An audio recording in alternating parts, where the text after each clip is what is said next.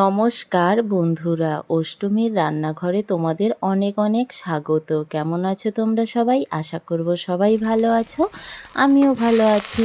আর দেখো বন্ধুরা, আমি আজকে আরেকটি পাট শাকের ভিডিও নিয়ে চলে এসেছি।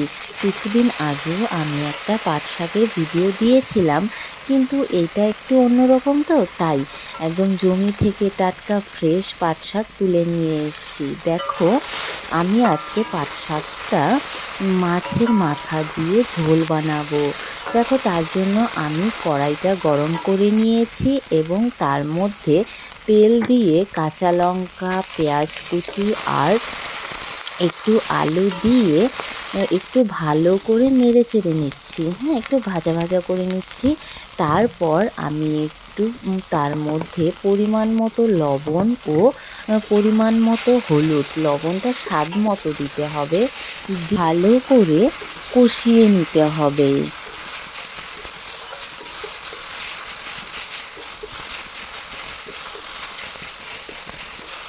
এখন এর মধ্যে আমি দিয়ে দেব মাছের মাথা।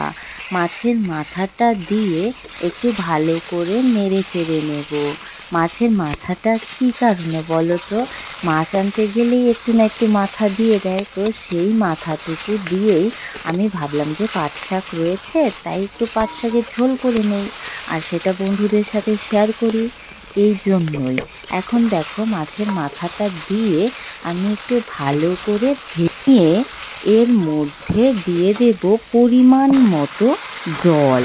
মানে পেঁয়াজ, লঙ্কা আর আলুটা সেদ্ধ হতে যতটুকু জলের প্রয়োজন আমি সেই পরিমাণ জল দিয়ে দিচ্ছি।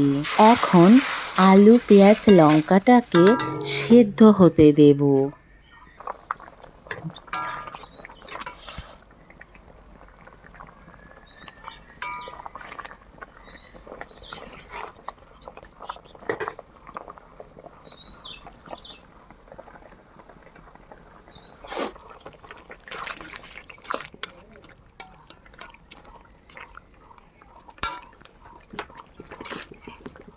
দেখো বন্ধুরা, ঝোলটা ভালো মতো জাল হয়ে গেছে এবং সমস্ত কিছু সেদ্ধও হয়ে গেছে। এখন ঝোলটাকে নামিয়ে নিয়ে শাকটা দিয়ে আবার রান্না করে নেব। দেখো, তার জন্য আমি কড়াইটাকে বসিয়ে দিয়েছি। এখন এর মধ্যে তেল, দুটো শুকনো লঙ্কা, একটু কালো জিরে আর একটু পেঁয়াজ কুচি দিয়ে ফোড়নটাকে ভালো করে নেড়ে চেড়ে তার মধ্যে কেটে রাখা শাকগুলো দিয়ে ভালো করে শাকটাকে ভেজে নিতে হবে। আর হ্যাঁ বন্ধুরা, আমার ভিডিওটা যদি তোমাদের ভালো লেগে থাকে তাহলে please please like, comment, share করো আর আমার চ্যানেলটাকে সাবস্ক্রাইব করে রেখো যদি ভালো লেগে থাকে। আমি জানি যে তোমরা আমার থেকেও ভালো রান্না করতে পারো। আমি তো দুদিন ধরে রান্না করছি, আমি সেরকম রান্না জানি না, কিন্তু কি করব বলো, যেটুকুই জানি আমি যেভাবে করি সেটাই তোমাদের সাথে তুলে ধরছি। তোমাদের যদি ভালো লেগে থাকে তাহলে লাইক করবে, কমেন্ট করবে এবং চ্যানেলটাকে সাবস্ক্রাইব করে রেখো।